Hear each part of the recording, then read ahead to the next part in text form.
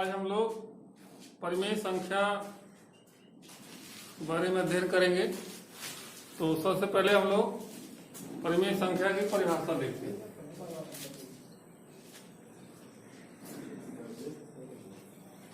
परिमेय संख्या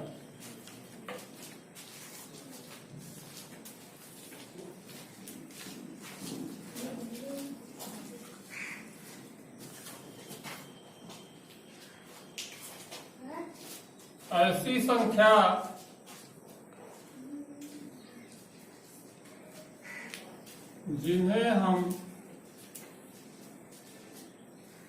जिसे हम P/Q के रूप में लिख सकते हैं।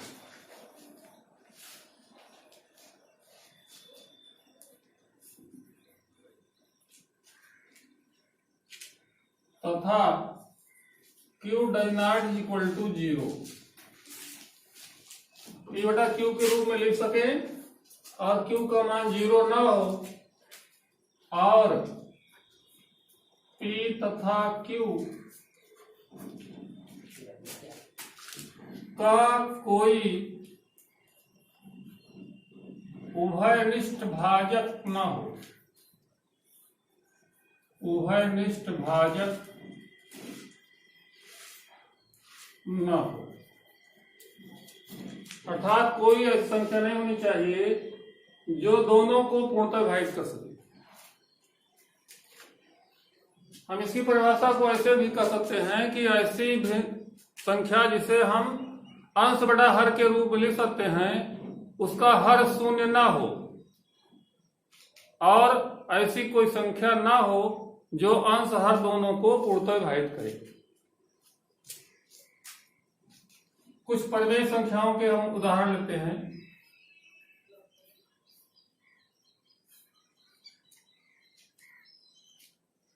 दो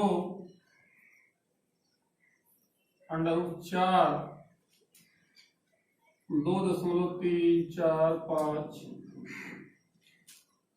2.3434 एंड सो ऑन।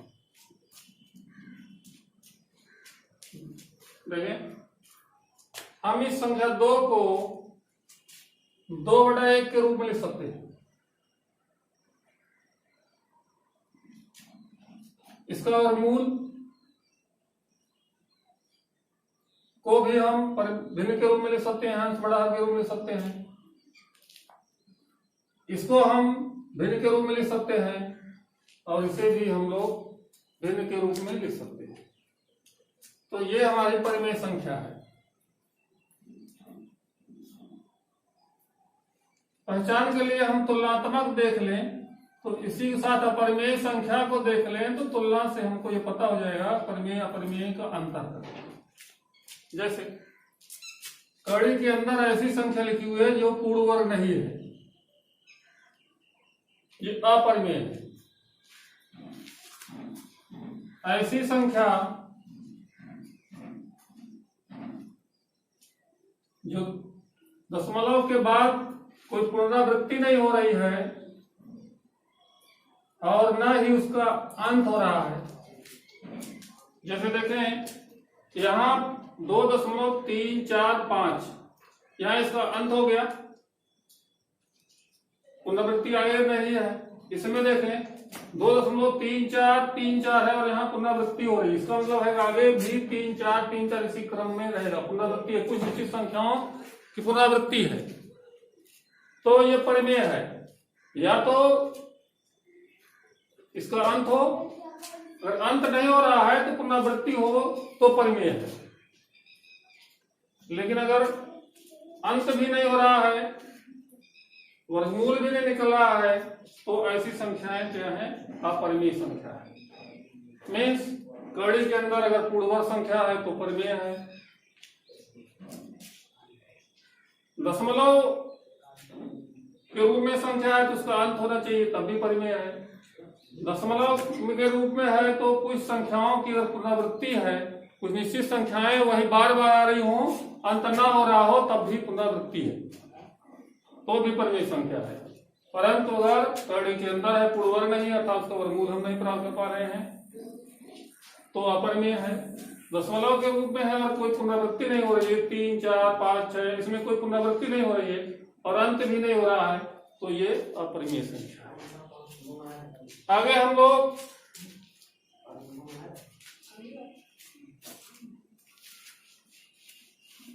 कुछ परिमेय संख्याओं के मध्य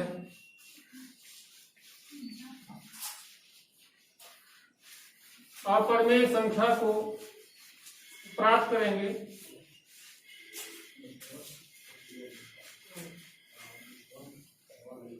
जैसे प्रश्न है,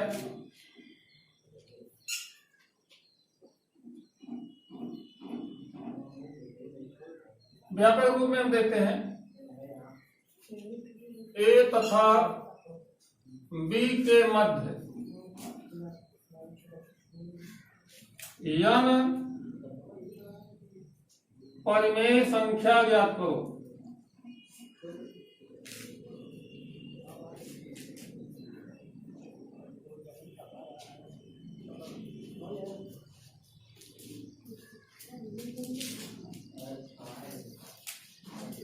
तो ध्यान देंगे, अब हमको ए तथा बी के मध्य में n परिमेय संख्या ज्ञात करना है।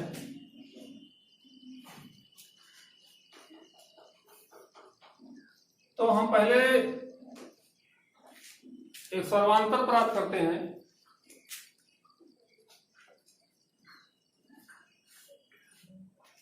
जिससे जो संख्याएं इसके मध्य में लिखेंगे हम, उनका अंतर भी बराबर रहे।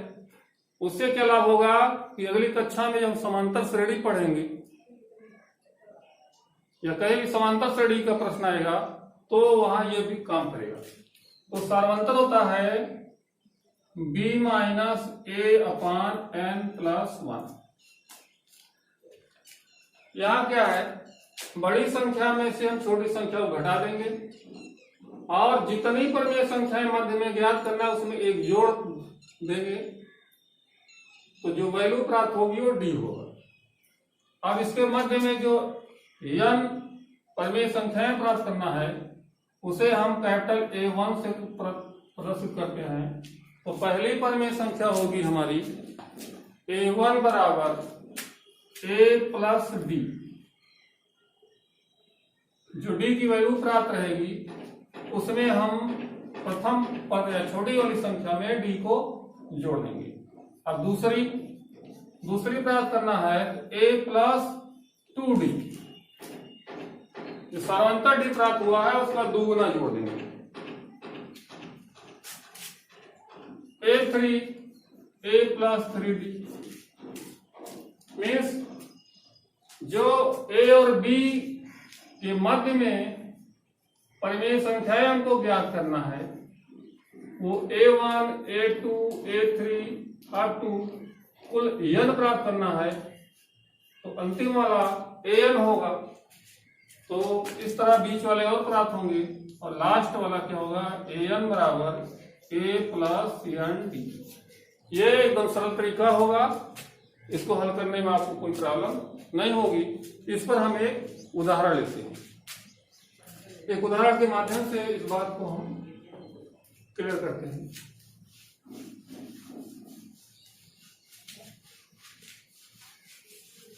जैसे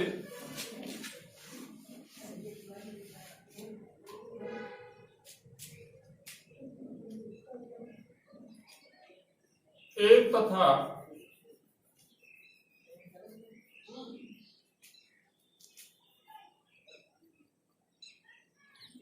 एक तथा 16 के मध्य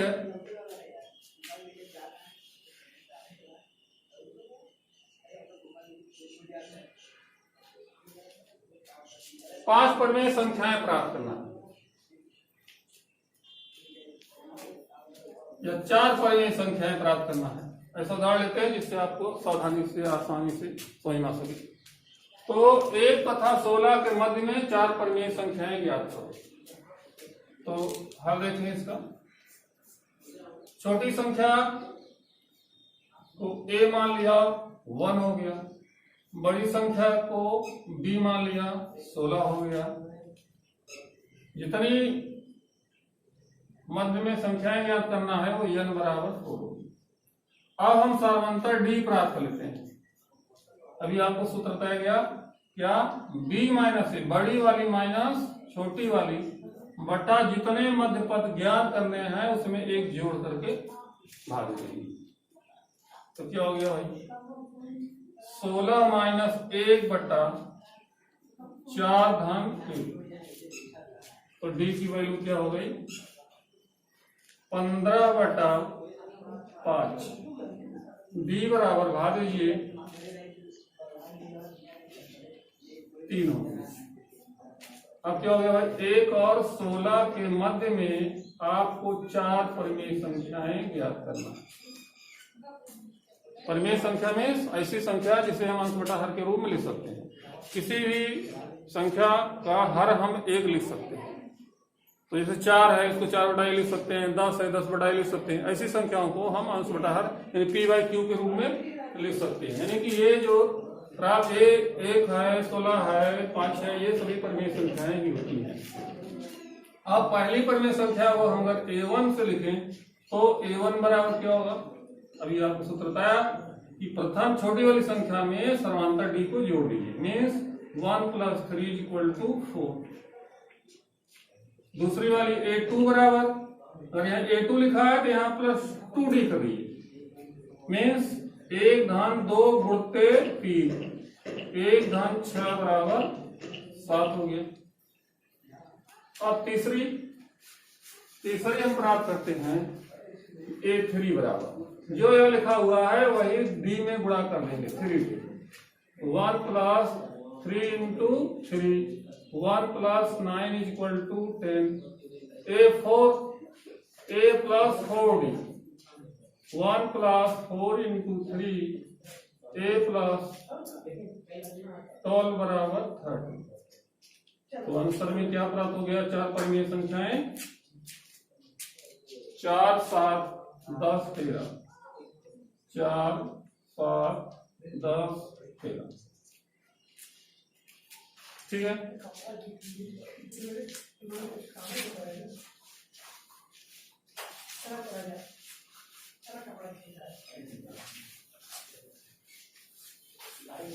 अब ये संख्या भिन्नात्मक हो सकती है, दशमलव में हो सकती है, चाहे जैसी भी हो आप इसे हल कर सकते हैं।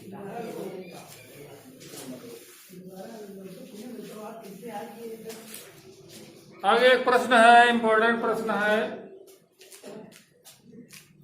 कक्षा 9 से लेकर स्नातक तक एक ही तरह का प्रश्न आता है।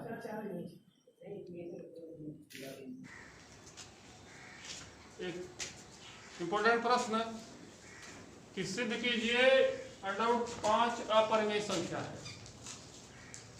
यह ऐसा प्रश्न है जो कक्षा 9 से लेकर के स्नातक की कक्षाओं में पूछा जाता है। और इस प्रश्न को प्रूव करने के लिए हम विरोधाभासी कथन का प्रयोग करते हैं। विरोधाभासी कथन के द्वारा इसे हम प्रूव करेंगे कि यह एक परिमेय संख्या है। मीन्स हम इसे माने कि परिमेय संख्या है और दिखाएंगे कि यह परिमेय संख्या की शर्तों को पूरा नहीं करता है, इसलिए यह परिमेय संख्या है। तो देखें, माना √5 = p/q, जहां q ≠ 0 तथा p और q का कोई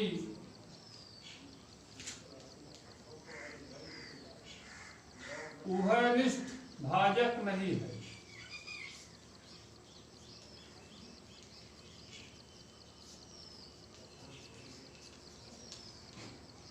ध्यान देंगे, बात यहां से समझ में आएगी, यही से प्रूफ होगा कि हम यहां मान रहे हैं √5 को कि हम इसे परिमेय संख्या के रूप में लिख सकते हैं और उसका हर जीरो नहीं है, P और Q का कोई उभयनिष्ठ भाजक नहीं है, मीन्स कोई ऐसी संख्या नहीं है जो इसके अंश और हर दोनों को विभाजित कर सके। तो आगे देखें, दोनों पक्षों का वर्ग करने पर, दोनों पक्षों का वर्ग करने पर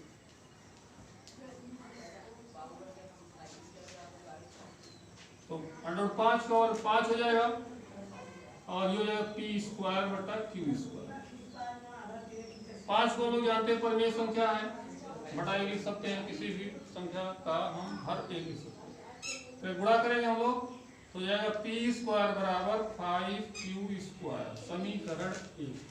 यहाँ एक इम्पोर्टेंट चीज देखें, अगर किसी संख्या का वर्ग पी स्क्वायर बराबर 5q स्क्वायर है, मीन्स यहाँ 5 गुणांक है, तो p निश्चित ही 5 से गायब हो जाएगी। जिसे यहाँ लिखा था पी स्क्वायर बराबर 2q स्क्वायर, तो p निश्चित ही 2 से गायब हो जाता है। तो यहाँ पी स्क्वायर बराबर 5q स्क्वायर है, मीन्स यहाँ p का 5 एक भाजक है। हम यहाँ डिक्लेयर कर सकते हैं कि समीकरण 1 से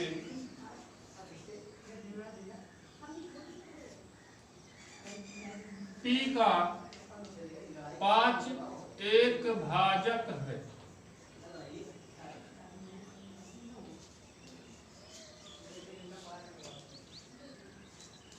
तो अगर p का 5 एक भाजक है तो p की वैल्यू में 5 एक गुणक होगा। तो फिर हम मानते हैं, माना p बराबर 5n, 5 गुणक है तो 5 और कोई एक संख्या का गुणा होकर के तो 5q स्क्वायर बना होगा। तो अब p बराबर 5n मान लेते हैं हम, तो इस समीकरण में जहाँ p लिखा हुआ है वहां 5n लिखेंगे। अतः हम लिख सकते हैं, अब लिख सकते हैं हम लोग 5n का होल स्क्वायर बराबर 5q स्क्वायर, और ये हो जाएगा 25n स्क्वायर बराबर 5q स्क्वायर। अब 5 से भाग दीजिए 25 में, 5 से भाग दीजिए। अब क्या प्राप्त हुआ कि 5n स्क्वायर बराबर q स्क्वायर, समीकरण 2। ध्यान देंगे, 5n स्क्वायर बराबर q स्क्वायर। अब ध्यान देंगे वही स्थिति, p स्क्वायर 5q स्क्वायर में 5 गुणांक है, तो q स्क्वायर बराबर 5n स्क्वायर में q का 5 एक गुणांक है। तो हम कह सकते हैं समीकरण 2 से ये डिक्लेयर कर सकते हैं कि q का 5 एक भाजक है।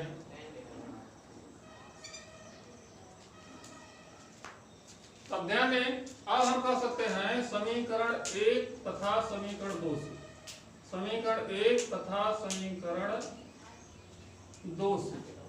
ध्यान दीजिए, समीकरण 1 से डिक्लेयर हो रहा है कि p का 5 भाजक है, और समीकरण 2 से डिक्लेयर हो रहा है कि q का 5 भाजक है, यानी कि 5 p का भी भाजक है और q का भाजक है। जब हम लोगों ने माना था कि p और q का कोई कॉमन भाजक नहीं है, लेकिन यहाँ क्या प्राप्त हो रहा है कि 5 जो भाजक है। इसका मतलब हमारा मानना गलत है। जो हम इसे p/q के रूप में से एक परिमेय का रूप दिए थे हम लोग, ये हमारा मानना गलत है। जो हम मान रहे हैं वो ठीक नहीं है। तो हम लोग कह सकते हैं समीकरण 1 और 2 से कि p तथा q का 5 एक भाजक है, 5 एक भाजक है। अतः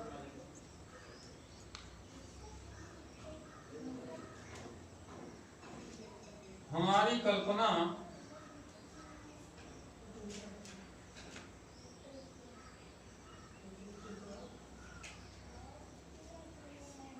के विरुद्ध है।